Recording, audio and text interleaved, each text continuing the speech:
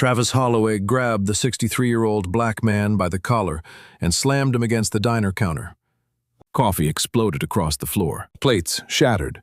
A little girl screamed. The old man's military keepsake box slipped from his hands and crashed onto the tiles. Inside were photographs, medals, and memories older than Travis himself. The entire diner froze. But Travis wasn't finished. He kicked the box across the floor. Then he dragged the old man through the restaurant and threw him onto the sidewalk in front of everyone. "That's where you belong," Travis laughed. 12 people watched. Not one moved. Not one spoke. What Travis Holloway didn't know was that the bleeding old man lying on the concrete was a national hero. And less than 30 minutes later, 3 black government SUVs would roll into that parking lot. A 4-star Army general would step out, walk straight past Travis, and salute the old man first. But before that happened, before the arrests, before the trial, before an entire police department collapsed under the weight of its own corruption, there was just a small town in Virginia and a man who wanted nothing more than a quiet cup of coffee. Ashford Ridge, Virginia wasn't the kind of town that appeared on maps for any important reason. People passed through it. Very few people stopped. The town sat between rolling hills and aging farmland, where generations of families had lived, worked, and buried their dead. Most mornings were predictable. The hardware store opened at 7. The church bells rang at 8. And every Saturday morning at exactly 8:15, Calvin Mercer walked through the front door of Marlene's Homestead Cafe. It had been that way for 11 years. The brass bell above the door jingled softly. Marlene Bishop looked up from behind the counter. "Morning, Calvin." "Morning, Marlene." Same words. Every week, nothing more needed to be said. A fresh cup of black coffee was already waiting for him. No sugar. No cream. The same ceramic mug with a small chip on the handle. Most people would have thrown it away years ago. Marlene never did. She said it reminded her of loyal customers. Calvin always smiled at that. He crossed the diner with slow, measured steps and settled onto stool number 3, his stool. Everyone knew it. Even newcomers learned quickly not to sit there. Not because Calvin demanded it, because respect had a way of building itself around certain people. At 63, Calvin Mercer looked like a man who had spent his life working with his hands. His skin was weathered from years beneath the sun. A faint scar crossed his jawline. Another disappeared beneath his shirt collar. His hands were large and rough. But what people noticed most was his posture. Straight, alert, disciplined. Even sitting down, he looked prepared for something. Nobody could quite explain why. Most of the town knew Calvin only as a retired veteran who lived with his wife Evelyn on a small property outside town. Few knew anything else. That was exactly how Calvin preferred it. Attention had never interested him. Recognition made him uncomfortable. Every medal he'd ever received sat locked away in a closet. Every photograph from his military years remained boxed up. Those chapters belonged to another life. A life he rarely discussed. He unfolded the morning newspaper and began reading. Outside, sunlight spilled across Liberty Avenue. Inside, bacon sizzled on the grill. Coffee steamed from mugs. Conversations drifted lazily through the room. For a little while, everything felt normal, peaceful, safe. Then the front door opened. The brass bell rang, and Calvin's eyes lifted from the newspaper. Only for a second. Most people wouldn't have noticed. But Marlene did. The old soldier's gaze sharpened, not with fear, with recognition, the kind that comes when trouble walks into a room wearing a familiar face. A moment later, Travis Holloway stepped through the doorway, and the atmosphere inside the diner changed instantly. The brass bell above the door finished ringing. Silence followed. Not complete silence. Forks still touched plates. Coffee still poured, but something changed. People stopped relaxing. Conversations lowered. Eyes shifted, because everyone in Ashford Ridge knew the Holloway name, and nobody wanted trouble with the Holloways. Travis Holloway stepped into the diner, wearing faded jeans, expensive boots, and the confidence of a man who had never been told no. Behind him came Deputy Derek Vaughn. Unlike Travis, Derek was actually on duty. His uniform was pressed.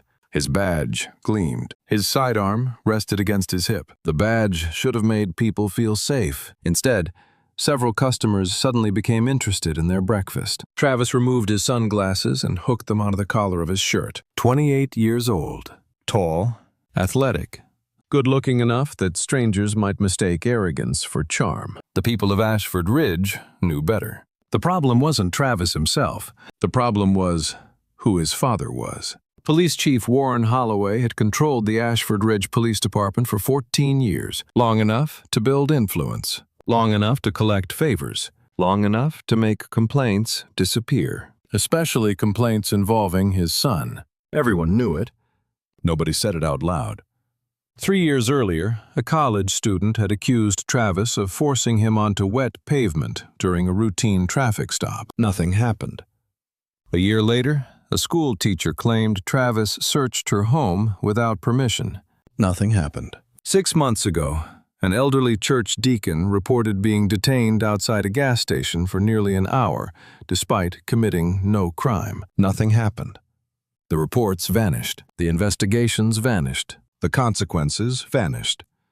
Just like they always did. Travis enjoyed that kind of protection. It made him fearless, or maybe reckless. The two often looked the same. He slid into a booth near the front window and kicked his feet onto the seat opposite him. Derek sat across from him.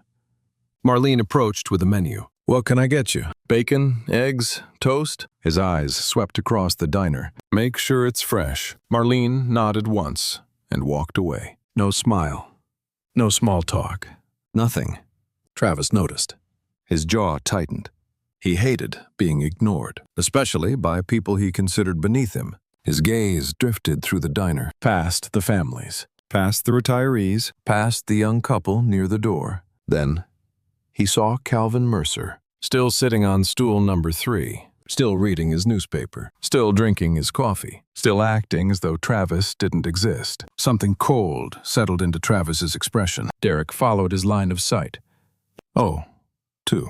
That was all Derek said. But it was enough. He knew exactly what was coming. Calvin turned another page in the newspaper, unbothered.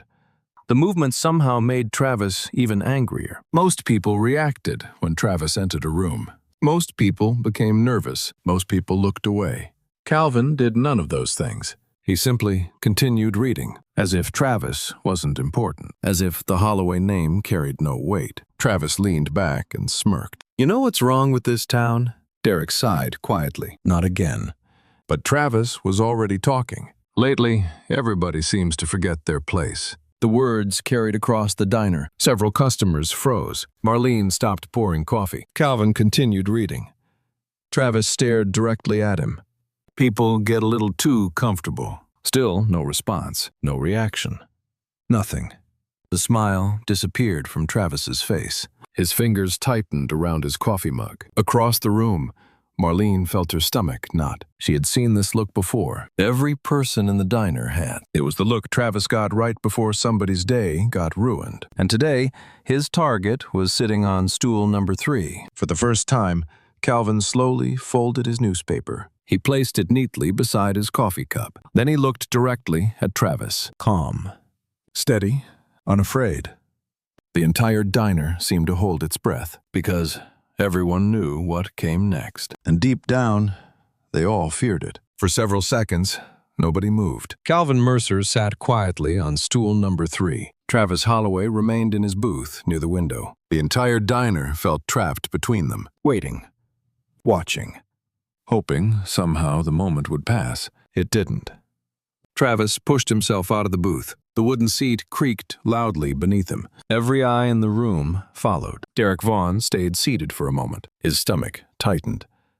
He had seen Travis start trouble before, far too many times, and it never ended well. Travis crossed the diner slowly. His boots struck the floor with deliberate force. 1 step, 2, 3.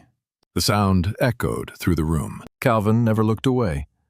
He simply watched the younger man approach, calm, patient, composed. The closer Travis got, the more that calm irritated him. People were supposed to fear him. That was how things worked. The Holloways had spent years teaching the town exactly that. Yet somehow, this old man sitting on a diner's stool seemed completely immune. Travis stopped beside him. Close enough to smell the coffee. Close enough to see the lines around Calvin's eyes. "Funny thing," Travis said. Calvin waited. "I've been talking." Still no answer. The silence only fueled Travis's anger. "You got hearing problems, old man?" Calvin took a slow sip of coffee, then set the mug down. "No." His voice was steady, quiet. The answer was almost worse than an insult. Travis leaned forward. "Then why are you ignoring me?" Calvin looked directly into his eyes. "Because nothing you've said deserves a response." A sharp breath escaped someone near the back. The diner froze. Travis's face darkened instantly. His jaw tightened. For a second, nobody spoke. Then Derek closed his eyes, because he knew exactly what was coming. Travis slammed both hands onto the counter. The coffee cups rattled. Silverware jumped. A young mother near the window pulled her daughter closer. "You think you're funny?" "No." "You think you're better than me?" "No." "Then what exactly is your problem?" Calvin's expression never changed. "You." The word landed like a punch. Several customers looked down at their plates. Others stared openly. Nobody had ever spoken to Travis like that. Not in public. Not in Ashford Ridge. Marlene immediately stepped forward. "That's enough." Both men turned toward her. Her arms were crossed. Her voice was firm. "Take your breakfast and sit down." Travis laughed, a harsh sound. "You giving me orders now?" "I'm telling you to leave my customer alone." "My customer?" Travis repeated. His smile vanished. "You mean him?" He pointed directly at Calvin. Marlene didn't back down. "Yes." For a moment, nobody spoke. Then Travis turned his attention fully toward her. A dangerous look entered his eyes. "You know, Marlene." His voice softened. That made it worse. "A shame about your health inspections." The room went silent. Everyone understood exactly what he meant. Marlene's diner had been her life for 22 years. One bad inspection could cripple her business. One phone call from his father could make her life miserable. Travis knew it. And he wanted her to know it, too. "You threatening me?"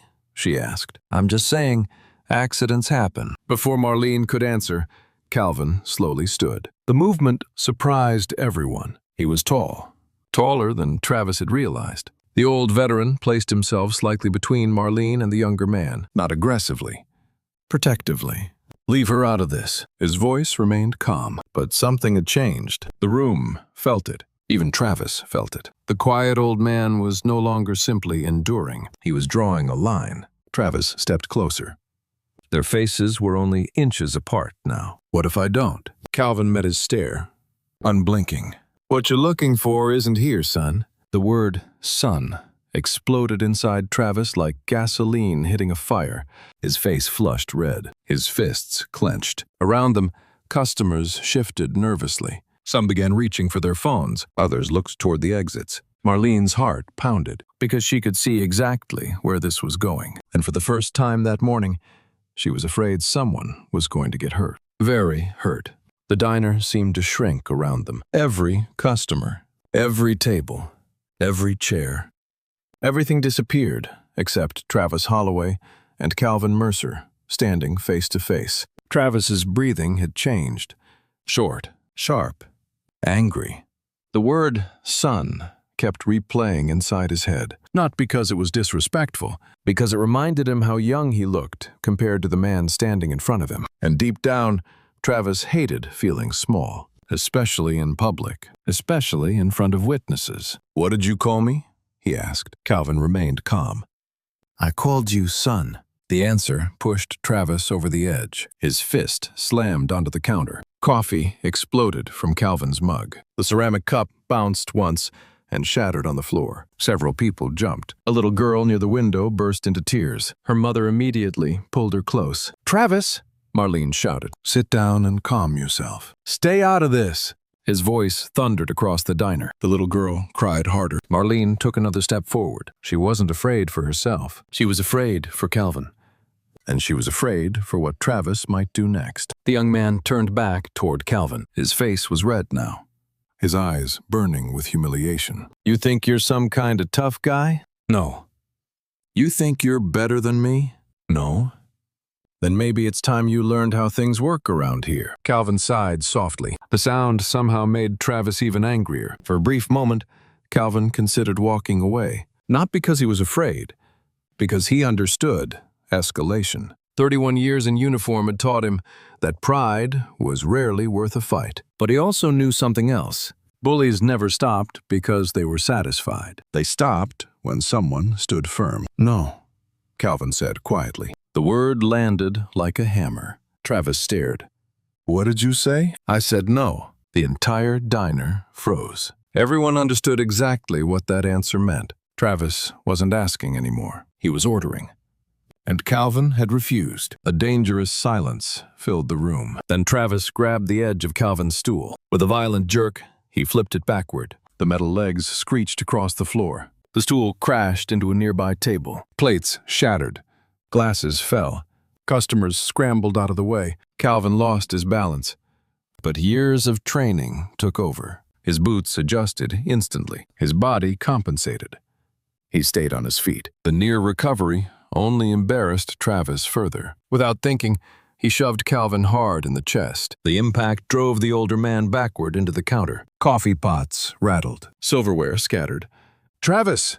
Derek shouted, but he didn't move. He didn't intervene. He simply stood there, watching, choosing silence. And that choice would follow him for years. Marlene rushed forward. "Stop it!" She stepped between them. For one brief moment, it looked like the confrontation might end. Then Travis shoved her aside, not hard enough to knock her down, but hard enough to send her stumbling into a table. The entire diner gasped. Something changed inside Calvin. Not anger, protection. He immediately reached out and steadied Marlene before she fell. "Are you all right?" "I'm fine." But she wasn't. Her hands were shaking. Her eyes glistened with tears of frustration. Travis pointed toward the front door. "Get out." Calvin looked at him. "No." One word. Again. The worst possible answer. Travis lunged. His hands grabbed Calvin's jacket collar. The fabric tightened around the older man's neck. Gasps erupted throughout the diner. Phones appeared. People started recording. Finally. But nobody stepped forward. Nobody intervened. Travis yanked Calvin forward. The first pull nearly tore the jacket. The second dragged them across the floor. A plate crashed beneath their feet. Eggs and shattered ceramic scattered everywhere. Marlene screamed. Customers stood up. The chair overturned. Somebody shouted for Travis to stop. He ignored them all. Driven by rage, driven by pride, driven by the certainty that nobody would ever make him pay. The brass bell above the door jingled violently as Travis dragged Calvin through the entrance. Sunlight flooded across the floor. The parking lot waited outside. And with one final shove, Travis threw the 63-year-old veteran onto the concrete. Calvin hit hard. His knee struck first, then his palms. Skin split instantly. Blood appeared. The crowd inside stared through the glass, silent, frozen, ashamed.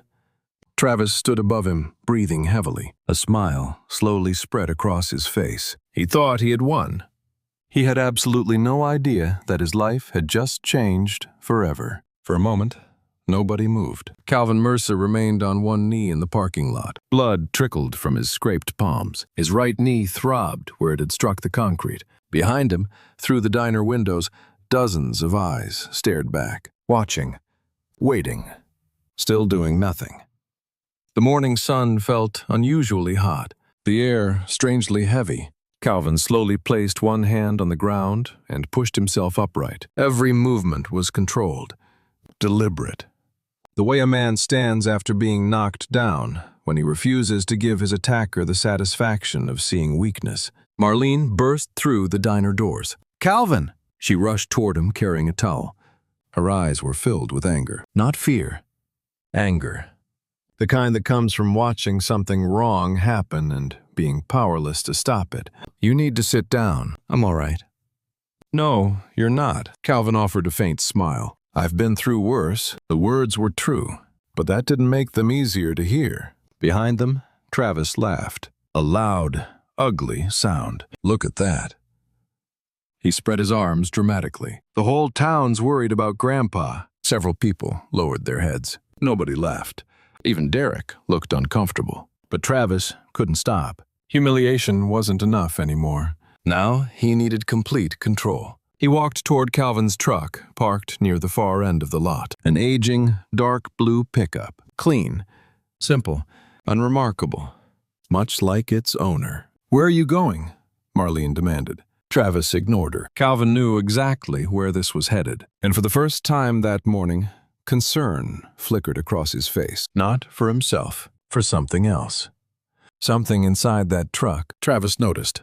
His smile widened. "Interesting." Derek stepped forward. "Maybe we should leave it alone." Travis looked at him. "What was that?" Derek hesitated. The wrong answer could make Travis angry. The right answer wouldn't matter. Nothing ever mattered when Travis got like this. "Nothing." "That's what I thought." Travis pointed toward Calvin. "Let's see some identification." Calvin's eyes narrowed slightly. "You're off duty." Derek swallowed. He knew Calvin was right. He knew there was no legal reason for this, but he also knew who Travis's father was. "Sir," Derek said quietly, "please cooperate." A long silence followed. Then Calvin reached into his wallet, slowly, carefully. His movements carried the discipline of a man who had spent decades around armed personnel. Derek examined the driver's license, returned it. No warrants, no criminal history, nothing. Completely clean. That should have ended everything. Instead, it made Travis angrier, because he wanted a reason, any reason. "You know what?" Travis said. "I think there's something in that truck." "There isn't." "I think there is." "There isn't." The calm certainty in Calvin's voice irritated him beyond measure. Travis grabbed the truck door handle and yanked it open. "Travis!" Marlene shouted. "You can't do that!" He ignored her. Derek should have stopped him. He didn't. Together they began searching the truck. Glove compartment, center console, behind the seats, every drawer, every compartment.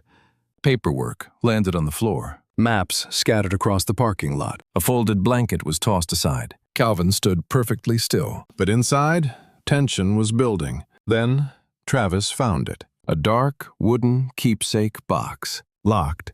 Carefully maintained despite its age. The moment Calvin saw it in Travis's hands, something changed. For the first time all morning, his jaw tightened. Marlene noticed. So did Derek. "This stays closed," Calvin said. His voice was firmer now. "It contains personal property." Travis grinned. "Now I definitely want to see it." He shook the box. Something rattled inside. Memories, history, sacrifice. Things Travis could never understand. "Give it back." That was the first command Calvin had given all day, and Travis hated being commanded. He grabbed a screwdriver from Derek's cruiser toolkit. "Don't do this," Derek muttered. Travis ignored him. The metal tip slipped into the lock. Twist. Crack. The lock snapped. The box opened. For a second, nobody spoke. Inside rested a folded American flag, several military photographs, a weathered journal, and a bronze medal resting on dark velvet. The sunlight caught its surface. Calvin's face went pale. Not because of the medal itself, because of what it represented. A friend. A battlefield. A promise made decades earlier. Travis lifted the medal between two fingers. "What is this?" No answer. "Some kind of souvenir?" Still no answer. Then Travis laughed and tossed it. The medal struck the asphalt, bounced once, twice, before disappearing beneath the truck. The entire parking lot fell silent. A photograph slipped from the open box. The wind caught it, carried it across the pavement. Calvin watched it tumble away, and for the first time all morning, pain appeared in his eyes.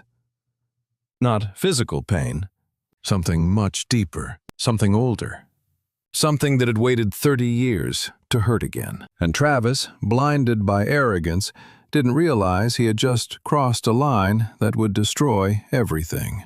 For several long seconds, nobody spoke. The bronze medal remained beneath the truck. The photograph continued rolling across the parking lot until it finally stopped against a curb. Calvin Mercer stared at it, not moving, not speaking, not reacting the way Travis wanted him to. That somehow made everything worse. Travis wanted anger. He wanted shouting. He wanted a fight. Instead, all he got was silence. a silence that felt strangely heavy. The old veteran slowly walked toward the photograph. His injured knee stiffened with every step. Blood still stained his palms. He bent down carefully and picked up the picture. For a moment, he simply looked at it. The image showed a much younger Calvin standing beside 3 soldiers, all smiling, all alive, at least in that photograph. His thumb brushed dirt from the corner. Then he quietly returned it to the keepsake box. Marlene watched the entire thing. Her chest tightened. She didn't know the story behind the photograph. She didn't need to. She could see the pain in Calvin's eyes, and that hurt more than the blood. Travis rolled his eyes. Oh, come on.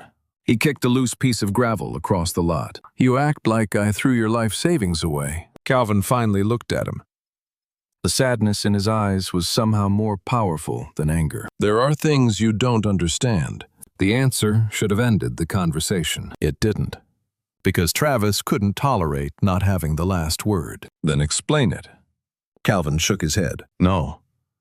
The single word landed like another insult. Travis's face darkened again. Inside the diner, several customers had started recording openly now.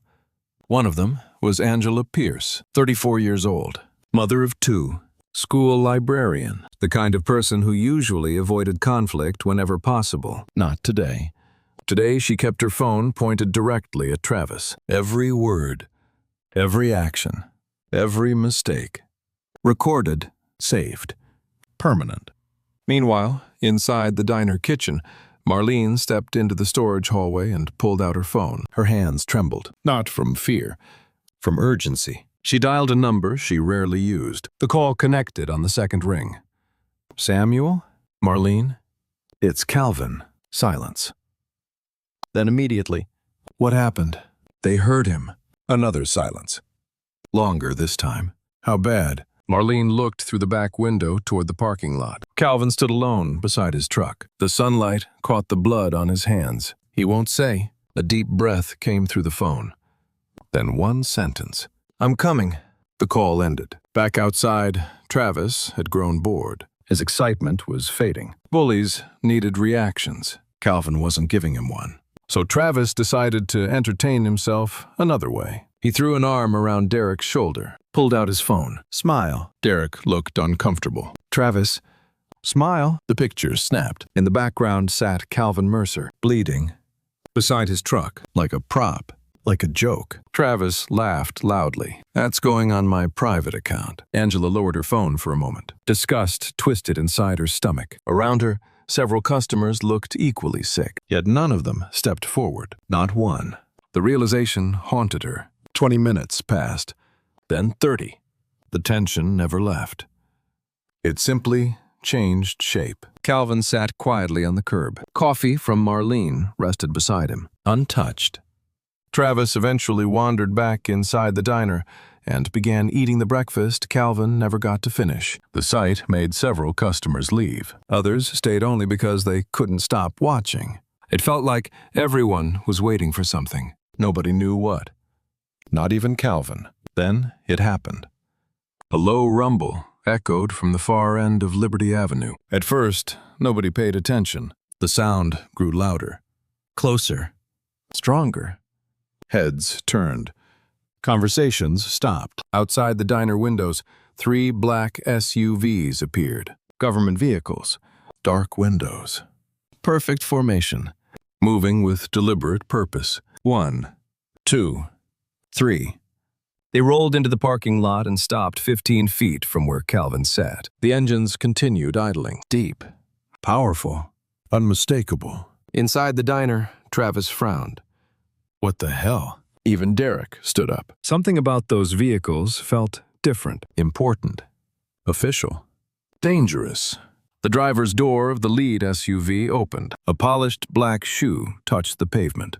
Then another. A tall African-American man stepped out. Gray hair, perfect posture. Dress uniform. Rows of ribbons across his chest. Authority radiated from him like heat from a fire. The parking lot became completely silent. The man glanced briefly toward the diner, then ignored it. Ignored Travis. Ignored Derek. Ignored everyone. Instead, he fixed his eyes on Calvin Mercer. and began walking toward him, slowly, purposefully, like a man who knew exactly why he had come, and exactly who he had come for. The man in uniform never looked toward the diner, not once. He didn't glance at Travis Holloway. He didn't acknowledge Derek Vaughn. He didn't seem interested in the crowd gathering near the windows. His focus remained fixed on one person, Calvin Mercer. The parking lot had become completely silent. Even the engines of the black SUVs seemed quieter now. The man approached with measured steps. Behind him came two military aides, a uniformed attorney, and a driver who remained beside the vehicles. The closer he got, the more details became visible. Rows of ribbons, combat badges, decorations, years of service displayed across his chest. Then people noticed the stars. 4 silver stars. 4. Someone inside the diner gasped. Another customer whispered, "Oh my God." Travis stared, confused, then concerned. Then something else. Fear. Because even he knew what 4 stars meant. General Nathaniel Brooks, one of the highest-ranking officers in the United States Army, a man who commanded thousands, a man whose decisions affected lives across the globe, a man who should have had absolutely no reason to be standing in a small-town diner parking lot. Yet here he was, walking directly toward Calvin Mercer. Calvin slowly rose from the curb. His injured knee protested. His palms still stung. Blood remained visible along one hand, but he stood anyway, straight-backed, steady, the way he always stood, the way soldiers stand when life teaches them that dignity matters more than comfort. General Brooks stopped 3 feet away. Neither man spoke. For a moment, they simply looked at one another. Old memories seemed to pass silently between them. Years, wars, losses, victories, friendships forged under circumstances most people could never imagine. Inside the diner, nobody breathed. Then, it happened. General Nathaniel Brooks raised his right hand, a perfect military salute, sharp, precise, respectful, directed at Calvin Mercer, not the other way around.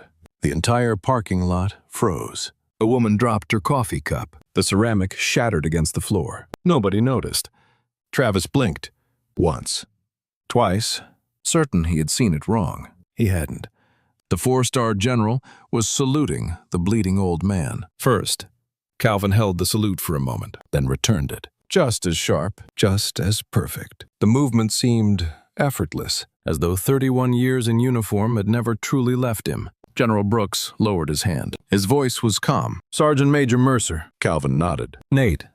The use of the nickname stunned several people, including Travis. The general smiled briefly. Then his eyes moved to Calvin's injured hands, the torn jacket, the blood, the scraped knee.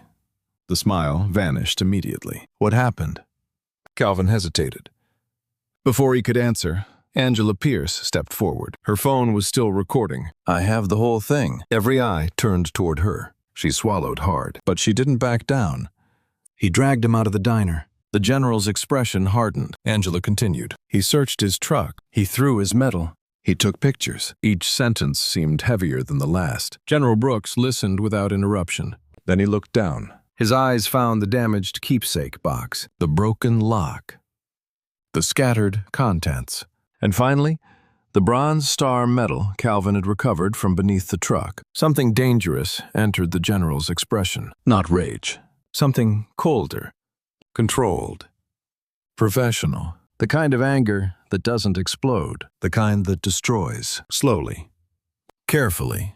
Completely. Travis finally found his voice. "Sir, I can explain." General Brooks turned toward him for the first time. The look alone nearly stopped Travis from speaking.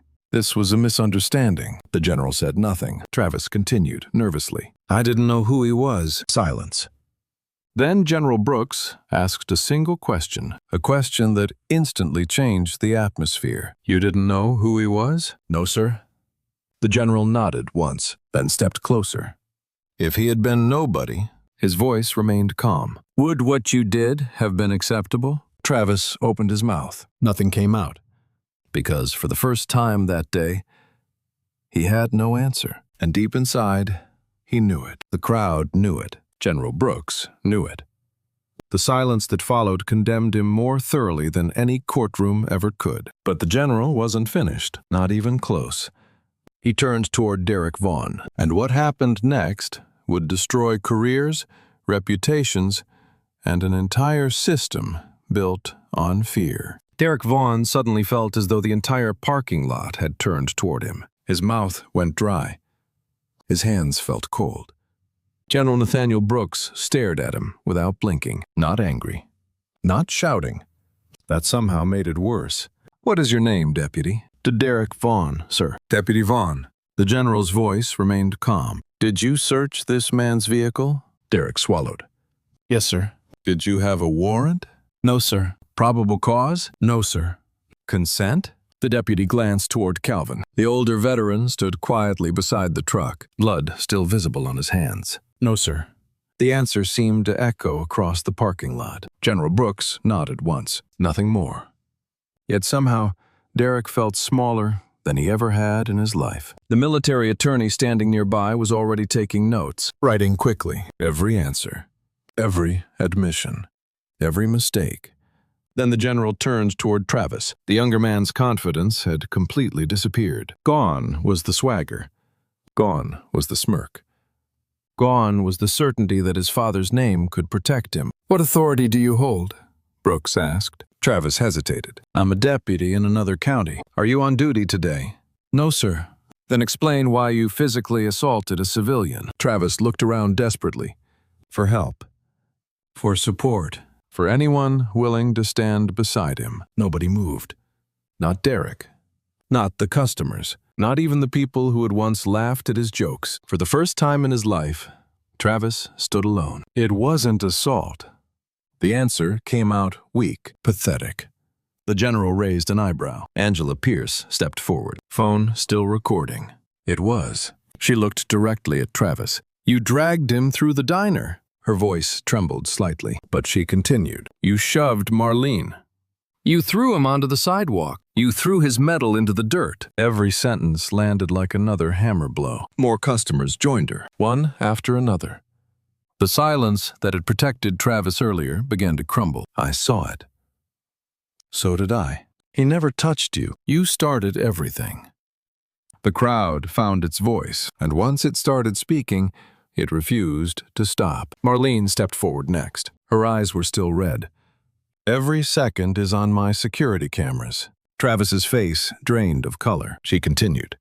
"Video, audio, the entire thing." The military attorney stopped writing, looked up, then smiled slightly. Not because he was happy, because the case had just become very simple. At that exact moment, another siren echoed from Liberty Avenue.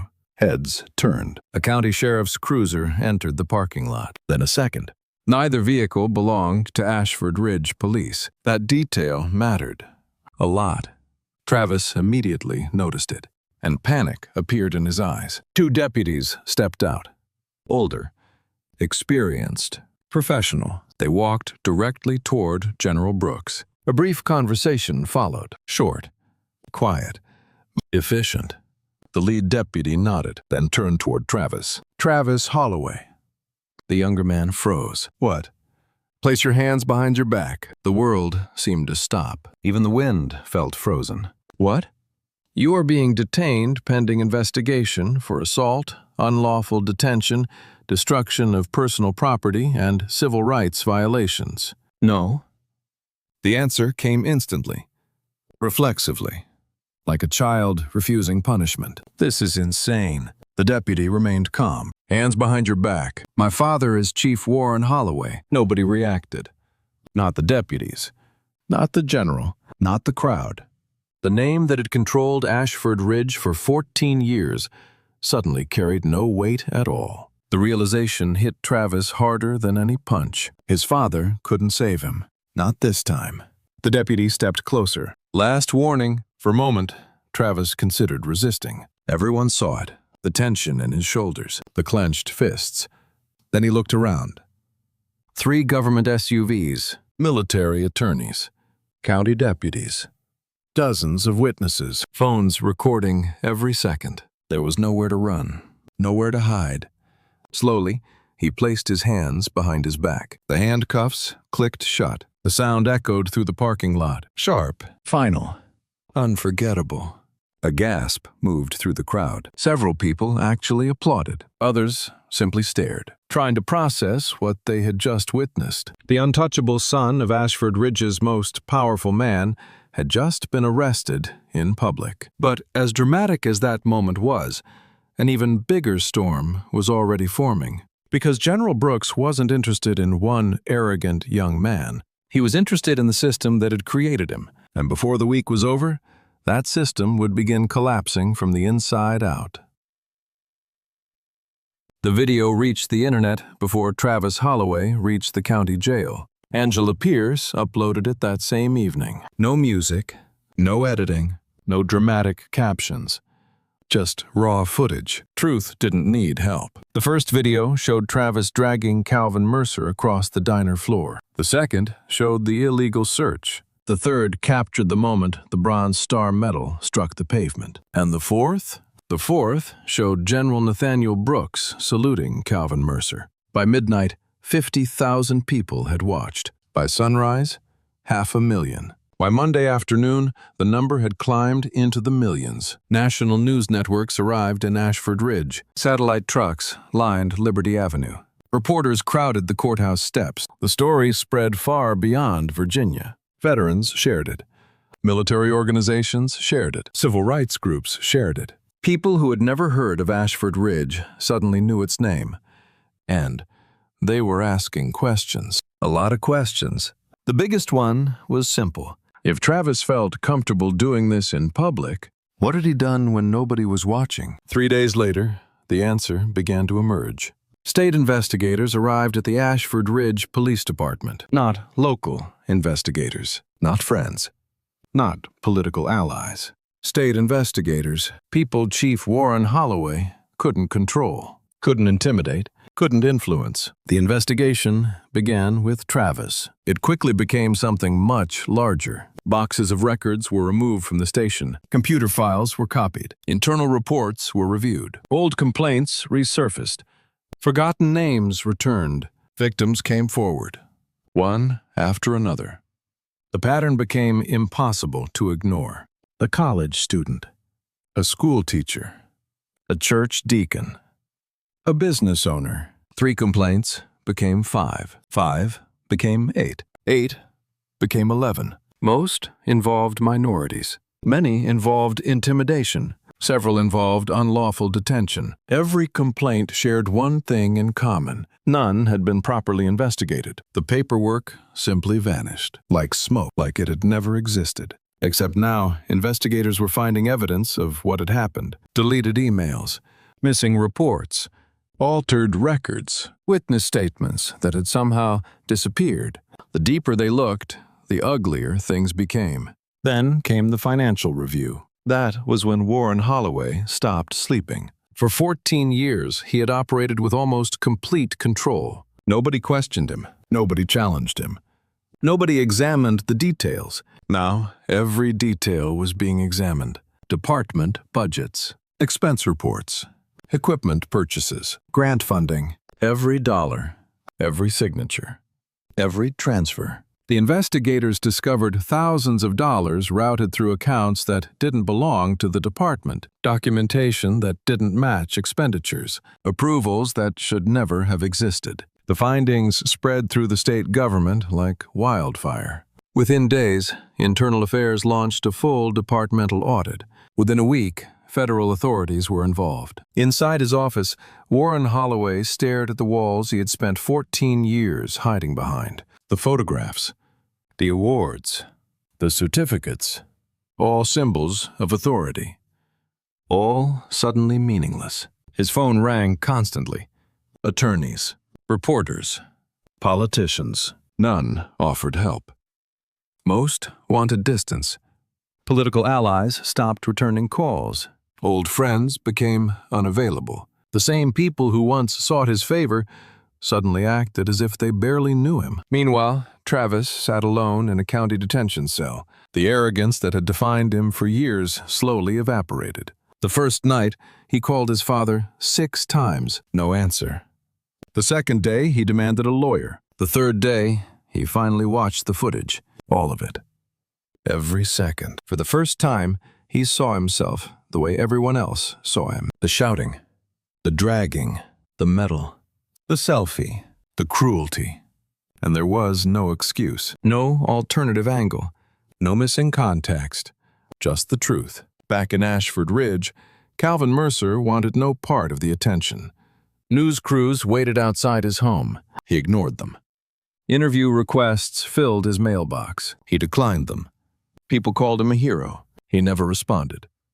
Instead, he spent most afternoons sitting on his porch beside Evelyn, watching the sunset, trying to return to a normal life. But normal was gone, because the investigation had become something bigger than one violent morning. It had become a reckoning, and the man standing at the center of that reckoning was no longer Travis Holloway. It was Chief Warren Holloway. And before long, his 14-year empire would come crashing down around him. 11 weeks after the incident at Marlene's Homestead Cafe, the trial began.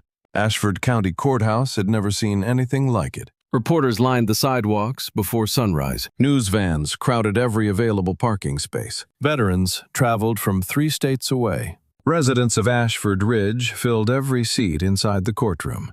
For years, many of them had looked away. Now they had come to watch the truth. Travis Holloway entered through a side door. Gone were the expensive boots.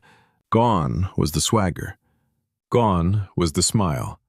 He wore a plain suit and kept his eyes fixed on the floor. For the first time in his life, nobody moved out of his way. The prosecution's opening move was simple. They played the video every second. The dragging, the shove, the illegal search, the metal hitting the pavement, the selfie. And finally, General Nathaniel Brooks saluting Calvin Mercer. The courtroom sat in complete silence. No one needed an explanation. The footage explained itself. When Calvin took the witness stand, the room seemed to change. He wore a dark blue suit, no medals, no ribbons, no symbols of military achievement, just a quiet man speaking the truth. The prosecutor asked him to describe what happened. Calvin did, carefully, patiently, without anger, without exaggeration. He described the coffee, the newspaper, the first insult, the shove, the parking lot, everything. Then the prosecutor held up a photograph of the Bronze Star. "What did this medal mean to you, Mr. Mercer?" For the first time, Calvin paused. The room waited. Finally, he answered. "It was awarded after a mission many years ago." His voice remained steady, but it never really belonged to me. The prosecutor looked confused. "What do you mean?" Calvin glanced briefly toward the gallery, toward General Brooks, toward Evelyn. Then back at the attorney. A better man should have come home carrying it. Silence filled the courtroom. Several veterans lowered their heads. One woman quietly wiped tears from her eyes. Even the judge seemed affected. The defense tried everything. Misunderstanding, poor judgment, emotional overreaction. A young man making a mistake. But every argument crashed against the reality of the video. The evidence was overwhelming. After less than 3 hours of deliberation, the verdict arrived. Guilty. On every count. Assault. Unlawful detention. Civil rights violations. The sentence followed. 3 years in federal prison. No parole consideration for the first 18 months. Travis never looked up when the sentence was read. He simply stared at the defense table. The handcuffs returned. This time, for good. Kyle Vaughn accepted a plea agreement. His law enforcement certification was permanently revoked. He would never wear a badge again. Months later, Calvin's civil lawsuit concluded. The jury awarded significant damages against Travis, the department, and the county. But money was never what mattered most. The real change happened inside Ashford Ridge. Chief Warren Holloway resigned before his own criminal trial began. Federal investigators continued building their case. The police department entered a period of oversight and reform. Every complaint would now be reviewed. Every officer would be accountable. The system that once protected itself was finally being forced into the light. The following spring, the town council voted unanimously to transform the empty pedestal in Liberty Square For years, it had stood empty, a reminder of division. Now it would become something else. A monument to service. A monument to courage. A monument to community. When they asked Calvin Mercer to speak at the dedication ceremony, he almost declined. Public attention still made him uncomfortable, but Evelyn convinced him. So he stood before hundreds of people on a bright Saturday afternoon. The same town that had once watched in silence now stood together. Calvin approached the microphone. He looked across the crowd. At veterans, teachers, families, children, people of every background. Then he spoke. Only 4 sentences.